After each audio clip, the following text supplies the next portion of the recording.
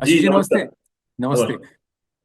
अच्छा, but the larger reason and the reason why we are speaking with him is because he was one of the first reporters on ground on the 27th of February 2002 at that Signal Fata area where the Sabarmati Express was burned down by a Muslim mob of more than 1,000 people. Ashish ji, उस दिन का घटनाक्रम जरा आप बताइए and tell us what did you see that day? देखिए आनंद जी, उस दिन मैं चूंकि उस समय मैं जी न्यूज में था और हम लोगों की उस समय वीसेट सैटेलाइट के माध्यम से हम लोग अपनी फीड भेजते थे। और काफी चूंकि अहमदाबाद ब्यूरो से थे तो काफी देर हो चुकी थी, लगभग रात में 3 साढ़े 3 बजे मुझे अपनी फीड भेजने का नंबर आया और मैं बहुत देर रात को जाकर सो पाया था। फिर मेरा जो एक मोबाइल नंबर था 9824010860, जो मुझे आज भी याद है, वो गुजरात में बहुत लोकप्रिय था। तो मेरे पास सुबह से लगातार उस पर फोन आ रहे थे। मैं समझा नहीं, बोले देखिए साहब, हम आप बचाइए आके, यहाँ ऐसा घटनाक्रम हो रहा है। मैं कुछ समझा नहीं। मैंने कहा आप कहाँ से बोल रहे हैं? तो उन्होंने कहा हम ये साबरमती ट्रेन से बोल रहे हैं, गोधरा में हम लोग हैं। तो मुझे फिर एकदम सडनली, मुझे एक दो बार जब कॉल आया, 2 बार आए, तो मुझे लगा कि मुझे जागना चाहिए। मैंने तुरंत जो है उस समय के तत्कालीन वहां पर गोधरा के एसपी को फोन लगाया। मैंने अपनी डायरी निकाल के, क्योंकि मोबाइल फोन में उस तरह के फोन बुक में नहीं होते थे, मैंने उनको फोन लगाया। तो उन्होंने कहा कि मैं स्पॉट की ओर जा रहा हूँ। फिर मुझे लगा कि मुझे कलेक्टर को भी फोन करना चाहिए। उस समय तत्कालीन डीएम वहां की जयंती रवि हैं थी, उसको मैंने कॉल किया। तो उन्होंने कहा बिल्कुल मैं स्पॉट पे ही हूँ और यहाँ पर ऐसा इंसिडेंट हुआ है। तो मुझे एकदम सडनली ऐसा क्लिक हुआ और मैं तुरंत जो है कुछ समझा उससे पहले मैंने तुरंत जो है, जो कि समय करीब 9 सवा 9 बज चुके थे, मैंने तुरंत ऑफिस फोन किया कि मेरे कैमरा पर्सन है क्या वहां पर। तो उन्होंने कहा, मेरे ड्राइवर ने कहा साहब अभी वो नहीं आए हैं। तो मैंने कैमरा पर्सन ड्राइवर से ही कहा कि चलो कैमरा लेके हम तुरंत जो है गोधरा की ओर रश करते हैं। मेरे अपने साथी श्री ब्रजेश कुमार सिंह, जो मेरे हम्म। वरिष्ठ साथी थे, मैंने उनको बताया कि मैं ऐसे ऐसे घटनाक्रम हूं, मैं जो है मेरे पास आया। तो उन्होंने कहा मेरे मुझे भी ऐसी जानकारी लगी है। तो मैं तुरंत जो है गोधरा की ओर रश किया मैंने वहां पर। और उस दिन मैंने चूंकि तत्काल रास्ते में ही अपने गोधरा के जो जो संवाददाता हमारे स्ट्रिंगर्स जो हैं उनको फोन लगाया, मेरे अपने स्ट्रिंगर को फोन लगाया, उससे मुझसे मेरी बातचीत नहीं हो पाई। दूसरे स्ट्रिंगर्स को मैंने कांटेक्ट करने की कोशिश की, किसी से कोई कांटेक्ट नहीं हो पाया। क्योंकि ये कहें कि दुर्भाग्य से जो गोधरा के जो सारे संवाददाता थे, वो एक कोई कार्यक्रम कवर करने के लिए कहीं इंटीरियर में गए थे गोधरा से। तो उस समय गोधरा में कोई भी जो है किसी भी एक तरह से कहें तो पत्रकार, वहां के जो स्थानीय पत्रकार है, वो गोधरा में नहीं थे। इसलिए मैं जैसे वहां एक तरीके से, और ये पूरा घटनाक्रम जो मुझे थोड़ी सी जानकारी मिली, मैंने तत्काल जो है अपने असाइनमेंट डेस्क को बताया और गोधरा की ओर रवाना हुआ। मैंने देखा कि मैं सबसे पहले बार वहां पर पहुंचा और वहां पर घटना स्थल पर मैंने जाके देखा कि जो दृश्य वहां पर देखा वो मुझे आज भी याद आता है। क्योंकि जो A6 डिब्बा था, उसमें ये जो यात्री थे, वो एक तरफ जो है उनके शव जो बिल्कुल एक तरीके से मांस के लोथड़े में तब्दील हो चुके थे, वो मुझे एक तरफ जो है इकट्ठे दिखाई दिए। और इतना विभत्स दृश्य था कि मैं जैसे ही, डब्बे में चढ़ा, मैं तुरंत उल्टी करते वापस, मैंने ऐसा लगा उल्टी हो गई और मुझे उल्टी हो गई। दूसरी बार भी फिर मैंने कोशिश की, फिर वो दृश्य मैं नहीं देख पा रहा था। मेरे कैमरा पर्सन को मैंने कहा कि अब चूंकि शूट करना था, हमें पता था कि हम फुटेज का उपयोग नहीं कर पाएंगे। मैंने उससे कहा कि थोड़ा सा, वो भी जो है उसकी भी स्थिति ऐसी ही थी और वो मुंह में किसी तरह से रुमाल ढक के जो है वो उसने शूट किया। फिर मैंने कहा कि आप कुछ इस तरह के दृश्य मत कीजिए। और वहां पर मैंने स्पॉट पर उस समय वहां के तत्कालीन जो वडोदरा रेल डिवीजन के एडीआरएम धर्मपाल थे, उनसे स्पॉट पे बात की। वहां के आरपीएफ के तत्कालीन जो वहां के थाना प्रभारी थे, वो अगर कहें तो बाय रिलीजन वो क्रिश्चियन थे, उनसे बात की। उन्होंने पूरा घटनाक्रम मुझे ऑन कैमरा बताया कि कुछ ऐसा ऐसा था। मैं घर पर था, मैंने आवाज सुनी और हमारे 2 कांस्टेबल, एक मिस्टर यादव और मिस्टर पांडे, वो स्पॉट पर थे। और उन्होंने कहा किस तरीके से उन्होंने इस पूरी घटनाक्रम को जो है देखा है और उसको किसी तरीके से उन्होंने, उस समय वहां जो मॉब इकट्ठा हुआ था जिसने अटैक किया था, उसको तितर बितर करने का काम उन्होंने किया था। आनंद जी। तो घटनाक्रम क्या था? आप कितने बजे वहां पहुंचे? आपने कहा कि इस तरह से आपने एक विभत्स दृश्य वहां देखा, तो हुआ क्या था एक्चुअल घटनाक्रम जो पहले आपको बताया गया और बाद में जिस तरह से इसको पोर्ट्रे किया गया, उसमें कितना अंतर है? देखिए आनंद जी, जो मैंने वहां पर पता किया तो मुझे पता चला कि जो गाड़ी लगभग 2-3 बजे आना था, गोधरा का जो शेड्यूल टाइम था साबरमती एक्सप्रेस का, जो कि उस समय मुजफ्फरपुर से चलकर अहमदाबाद की ओर आती थी, लेकिन उस दिन करीब 4.5 घंटे देरी से गोधरा रेलवे स्टेशन पर पहुंची थी। वहां कुछ इन लोगों का कुछ देर तक वो रही, फिर वो गोधरा स्टेशन से आगे बढ़ी। तो जैसे आगे मतलब टूवर्ड्स वडोदरा की ओर जब वो जा रही थी, तो वहीं पर उसको फिर चेन पुल हुआ, और वहां पर जो बात आती है कि वो सिंगल फलिया बोलते हैं उसको, है वो सिग्नल के आसपास रहने वाली एक बस्ती है, तो वो सिंगल फलिया, लेकिन अपभ्रंश हो गया उसका सिंगल फलिया, और उस फलिये के वहां पर वो एक तरीके से आउटर के पास में बसी हुई, क्योंकि रेलवे सिग्नल के पास वो बस्ती बसी हुई है, तो वहां पर वो चेन पुल करने से रुकी। वहां पर जो है लोगों ने, मॉब ने अटैक किया उसके ऊपर, खूब पत्थरबाजी हुई, और चूंकि वहां आसपास झाड़ियां भी थी, और काफी जो है लोग मतलब किनारे पर पटरी के आसपास आना आसान नहीं था, लेकिन वहां पर खूब उन लोगों ने जमकर पत्थरबाजी की। और ये जो खास बात ये कि जो S6 डिब्बा है, वो एक जो पगडंडी सिंगल फलिया से रेलवे ट्रैक की ओर आती थी, उस वो ठीक उस पगडंडी के सामने ही दुर्भाग्य से कहें तो S6 डिब्बा वहां उसके आके रुका, और वहां पर इतनी ज्यादा पत्थरबाजी हुई, जो उस समय के जो यात्री थे, जो अन्य जो डब्बों के यात्री, उन्होंने बताया कि खूब ज्यादा पत्थरबाजी हुई। इस पत्थरबाजी के इतना ज्यादा हुई कि उन लोगों को एक तरफ बचने के लिए एक तरफ आ गए, इकट्ठे हुए। कुछ लोग उस डब्बे के अंदर, जो बता तो उस समय की 100 सवा 100 लोग उस डब्बे के अंदर थे, 6 डिब्बे के अंदर, जो कि एक स्लीपर कोच था। कुछ तो इधर उधर निकल गए, कुछ दूसरी तरफ से कूदने का उन्होंने भी प्रयास किया, लेकिन जो लोग किसी तरह बच गए। और उस बीच क्या हुआ कि जो उनका कहना था कि कुछ 5-7 लोग आए और वो डब्बे में अंदर घुस गए, और उन्हें एक तरफ से उसके अंदर पेट्रोल और एसिड डाल दिया, और वो जो जब एक तरीके से पेट्रोल बहा, फिर उन्होंने अंदर से ही जो है उसमें आग लगा दी। तो ये लोग जो है, कुछ लोग तो सौभाग्य से उसमें से कुछ कूदने में सफल हो गए, कुछ दूसरे डिब्बे की ओर चले गए, लेकिन जो लोग रह गए उनमें कुछ महिलाएं, बच्चे, पुरुष, मतलब लगभग 59 लोग जो है वो ऑन द स्पॉट उस डब्बे में ही खत्म हो गए। और जो लोग भागने की कोशिश की उनके साथ भी मारपीट हुई, लेकिन वो एक तरीके से कहे तो उनके साथ मारपीट हुई, लेकिन उनकी जान नहीं गई।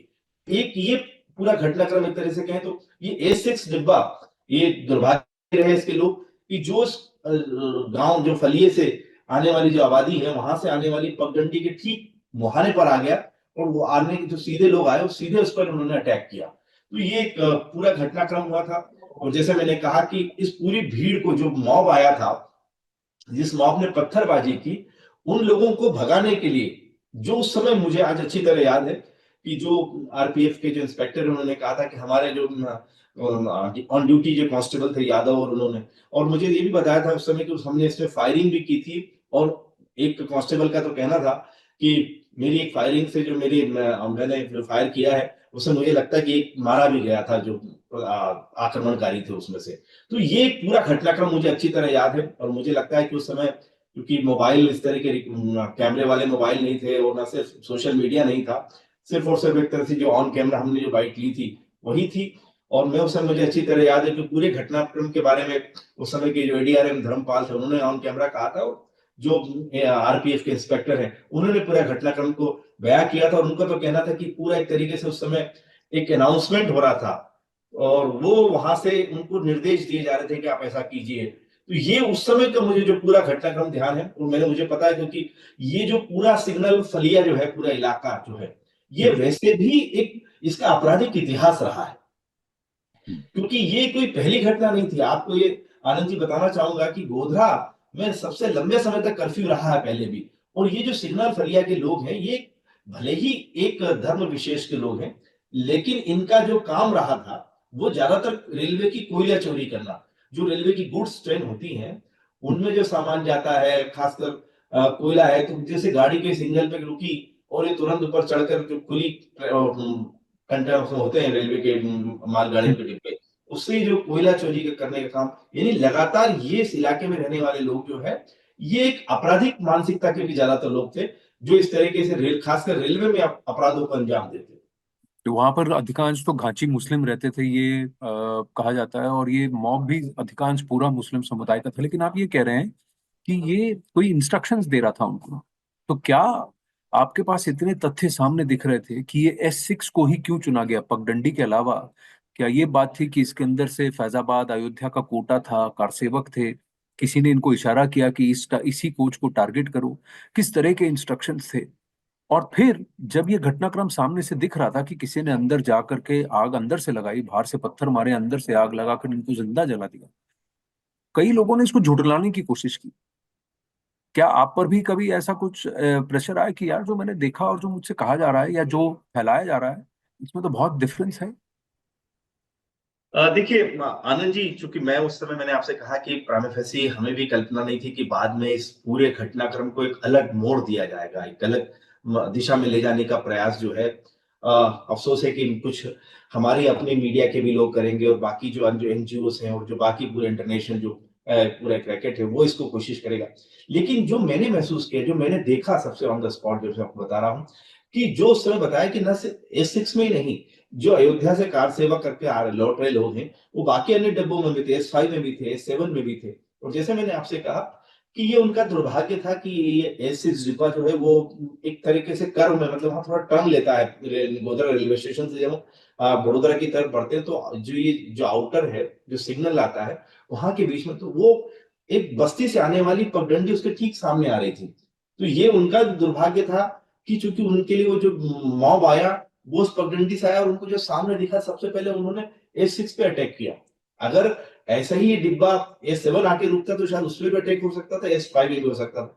क्योंकि ऐसे ये जो कार सेवा करने वाले जो याद थे बीएचपी के कार्यकर्ता, ये उसमें भी सवार थे, S5 में भी थे, S7 में भी थे। ऐसा नहीं था कि सिर्फ अकेले S6 में थे। तो ये दुर्भाग्य था कि उस ये कर्व में उस पगडंडी के ठीक सामने आया। और दूसरी बात आपने जो कहा कि अनाउंसमेंट की जो बात आ रही है, तो उसमें एक मौलाना उमर जी का नाम भी मतलब उस समय तो नहीं आया था, क्योंकि उस समय जो अन्य जो मेरी प्रत्यक्षदर्शियों से बात हुई थी, क्योंकि वो लोग एक बाहर के यात्री थे, उनको नहीं पता था कि कौन लोग हैं क्या है, उन्होंने तो पहचाना नहीं। हाँ, उन्होंने इतना कहा कि हाँ इस तरह की कोई घटना वहां बाहर से हमें आवाज सुनाई दे रही थी और मॉब आया था और जिस तरीके से बड़ी संख्या में मॉब था, तो उनको तो वो चूंकि वो बाहर के लोग थे तो वो पहचान तो नहीं सकते थे। लेकिन जैसे मैंने आपसे कहा कि उस समय जो आरपीएफ के इंस्पेक्टर थे, उन्होंने कहा कि मैंने खुद अपने घर में, मैं अपने घर में नहा रहा था, मैं उस समय अपने घर पर था, उस समय मैंने अपनी ये आवाजें सुनी थी, क्योंकि वो रेलवे के अपने ही स्टाफ क्वार्टर में रहते थे। ये खुद उन्होंने ऑन कैमरा मुझे उस समय स्वीकार किया था और कहा कि मैं, चूंकि मैं भी तुरंत जो है अपने घर से फिर जब ये सुना सारा सब कुछ, तो मैं स्टेशन पे अपने पुलिस स्टेशन जो आरपीएफ का पुलिस स्टेशन उसकी तरफ मैंने भी रश किया। तो ये उन्होंने उस समय कहा था। और जिससे बात बाद में बात आए भी है कि मौलाना उमर जी का जो है उनके बारे में उनका नाम भी आया था, तो उनके ऊपर ये आरोप भी था कि उन्होंने भीड़ को जो है मोबिलाइज किया और उन्होंने उसके लिए फंडिंग भी की थी। तो ये सारी बातें बाद में सामने आई हैं। और दूसरी बात, जैसा आपने कहा है कि बाद में पूरी दुनिया का जो ध्यान है, क्योंकि 27 फरवरी के बाद 28 फरवरी को इसके विरोध में, गोधरा के विरोध में पूरा गुजरात बंद का कॉल किया गया। और उसके बाद आपको पता ही है पूरे इंसिडेंट हुए जो, तो सारा जो ध्यान जो है वो गोधरा बाद के इंसिडेंट पर पूरी दुनिया का चला। लेकिन जो मूल जिसका जिसके कारण ये हुआ, यानी जो इस पूरे घटनाक्रम जो बाद में हम कहते हैं पोस्ट गोधरा, जिसके कारण हुआ, जो जो इन लोगों का हम कहें कि विदेशी ताकतों का भी और जो सबका मकसद था कि पूरे देश का ध्यान, वो अकेले गोधरा गुजरात का ही नहीं, पूरे देश का ध्यान डाइवर्ट किया जाए, एक तरीके से देश में कम्युनल टेंस का जो है वातावरण तैयार किया जाए, उनका ये मोटिव था। और मुझे लगता है कि उस मोटिव में सफल हुए। लेकिन जो मूल जिसके कारण से इस पूरी कॉन्स्पिरेसी हुई, उसको बाद में एक तरीके से दुर्घटना के तौर पर जो है प्रचारित करने का प्रयास किया गया और ये बताया गया कि देखिए स्ट्रोक के कारण हुआ। कहीं किसी ने कहा कि किसी लड़की के साथ छेड़खानी की घटना हुई थी, उसके विरोध में लोगों ने वहाँ जो है नाराजगी जाहिर की, और ये सारा यानी एक गलत दिशा में इसको पूरा ले जाने का प्रयास जो है मीडिया के एक सेक्शन के द्वारा भी, एनजीओ के द्वारा भी, और एक तरीके से पूरी सोसाइटी के एक सेक्शन द्वारा ये प्रयास किया गया कि इसको एक जो जो मूल कारण था उसमें जाने के बजाय लोगों का ध्यान दूसरी तरफ जो है खींचा जाए। आनंद जी।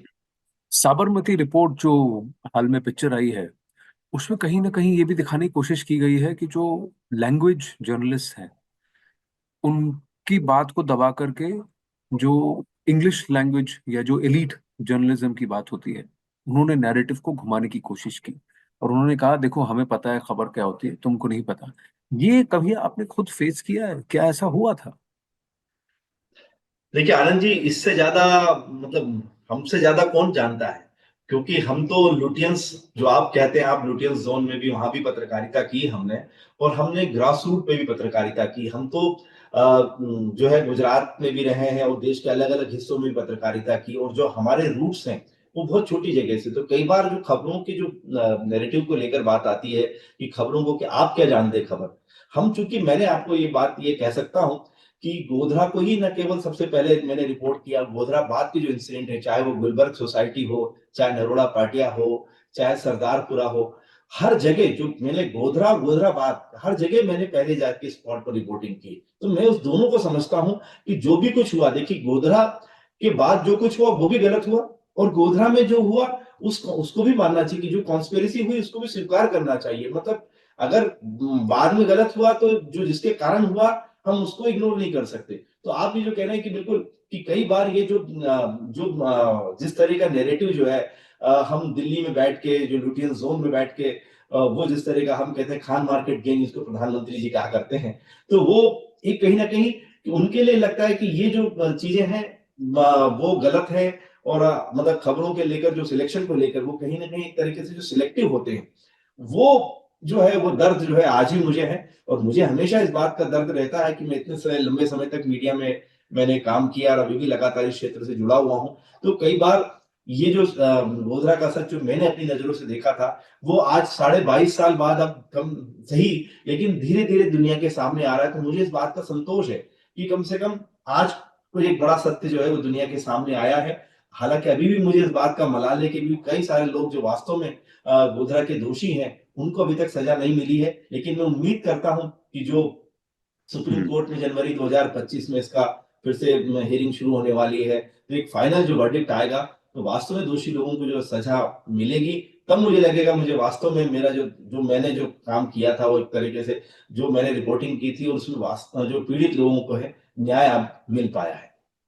एक अंतिम प्रश्न आपसे पूछना चाहूंगा। प्रधानमंत्री, गृह मंत्री, इन्होंने सब कल एक स्पेशल ब्रॉडकास्ट में इसको देखा, गुरुवार मंगलवार को देखा इसको, और वो काफी भावुक हो गए थे। आप मुझे ये बताइए, उस वक्त अक्टूबर में शायद 2001 में नरेंद्र मोदी जी सीएम बने थे, और 2-3 दिन पहले ही, गोधरा कांड के 2-3 दिन पहले ही, जहां तक मुझे मेमोरी है, वो एमएलए चुनकर आए थे। और उस वक्त कुछ वहां पर विधानसभा का सत्र भी चल रहा था, बजट सत्र चल रहा था। तो अभी के पीएम और उस वक्त के सीएम की क्या वहां पर, कब वह वहां पहुंचे और उनका क्या रिएक्शन था जब उन्होंने वहां वो दृश्य देखा?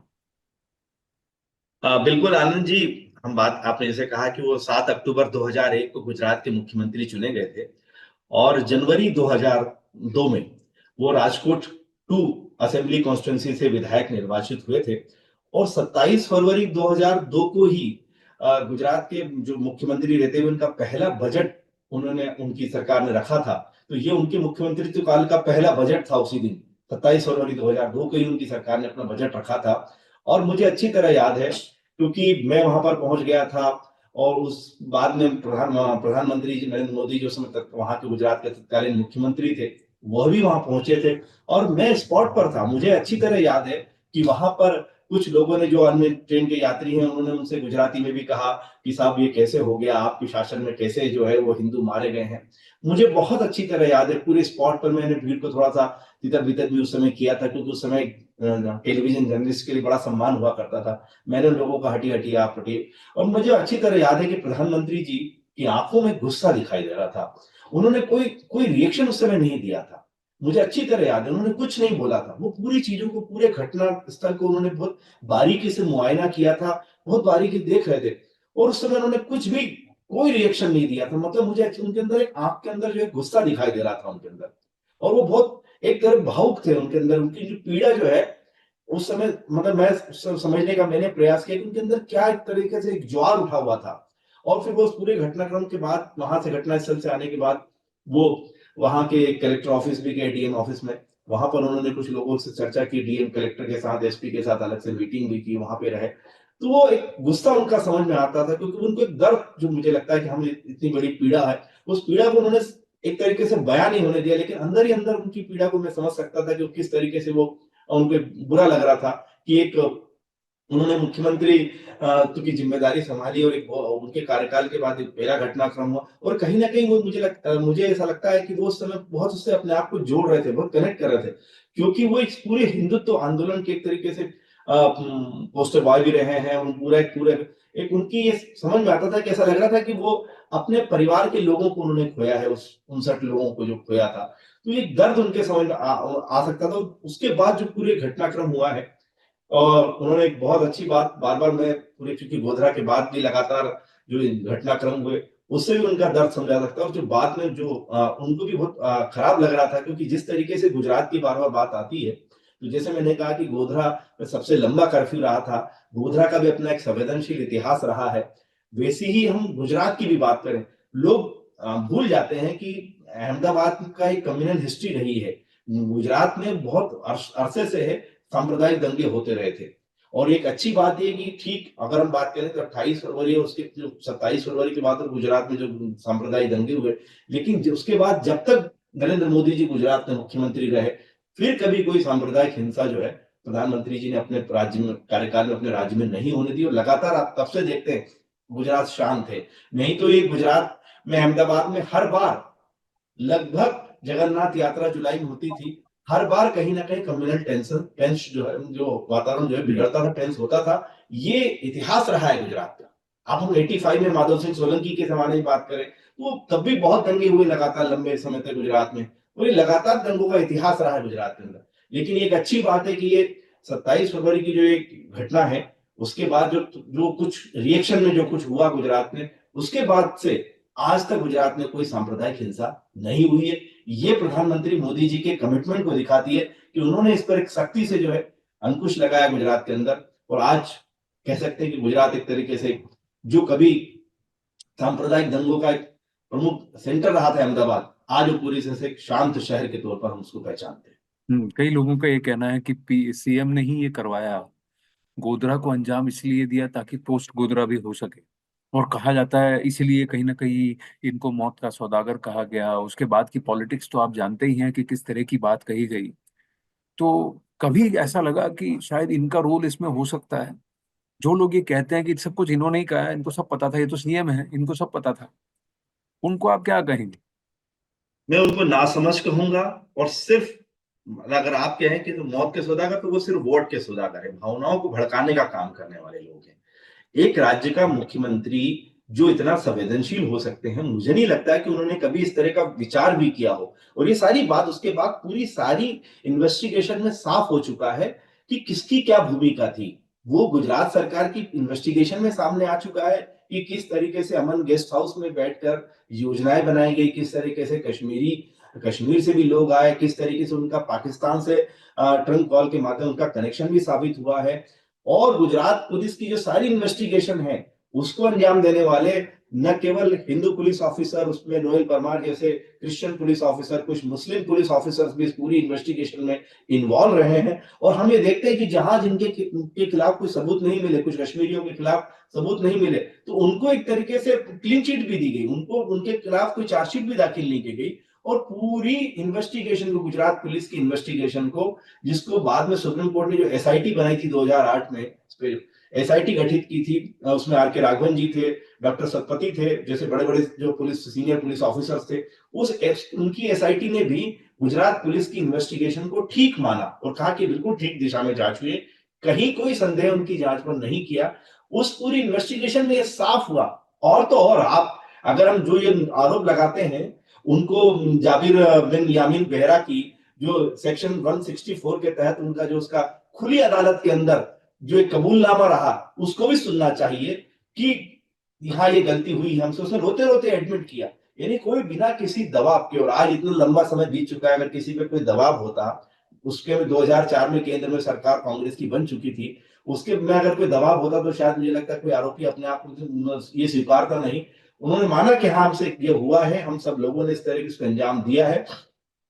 और उसके बाद पूरी लोअर कोर्ट से हम के स्पेशल कोर्ट हो और हाई कोर्ट तक, और अब ये सुप्रीम कोर्ट में इसे मामला है, लेकिन ये सारी कोर्ट्स ने भी पूरी इन्वेस्टिगेशन को ठीक माना है।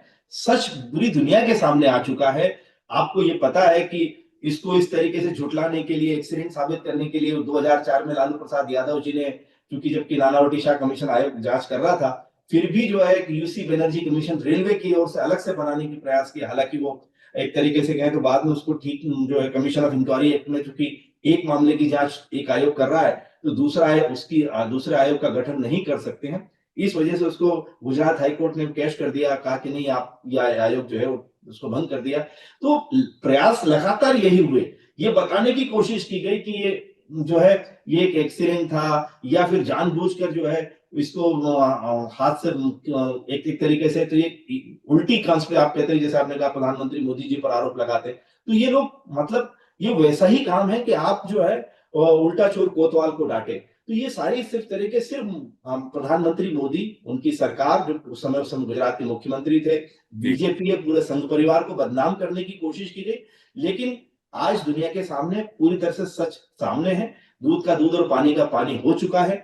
अभी भी अगर आप उसको एक तरीके से मानने को तैयार नहीं, तो यही बात है कि आप शुतुरमुर्ग की तरह आप जो पूरी तरीके से आप रेत में आप अपना मुंह छुपा के बैठने की कोशिश कर रहे हैं, तो वैसी स्थिति है।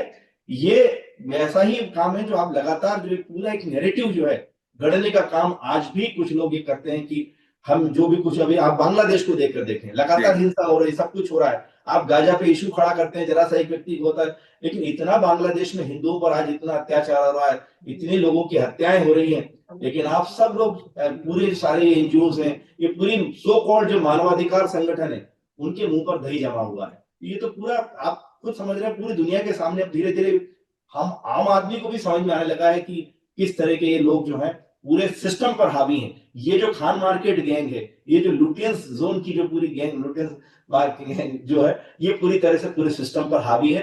आज भले ही वो शासन में नहीं है, लेकिन सिस्टम एक तरीके से कहें तो वही रूल कर रहे हैं, रन कर रहे हैं। सत्य परेशान हो सकता है, पराजित नहीं हो सकता, ऐसा भी एक वरिष्ठ नेता ने कहा हाल ही में। साबरमती रिपोर्ट के से जुड़ती हुई ये बात थी। प्रोफेसर आशीष जोशी जी, अच्छा लगा आपसे बात करके। Thank you very much for your time. बहुत बहुत धन्यवाद सर, आपसे बात नमस्ते। करके। नमस्ते।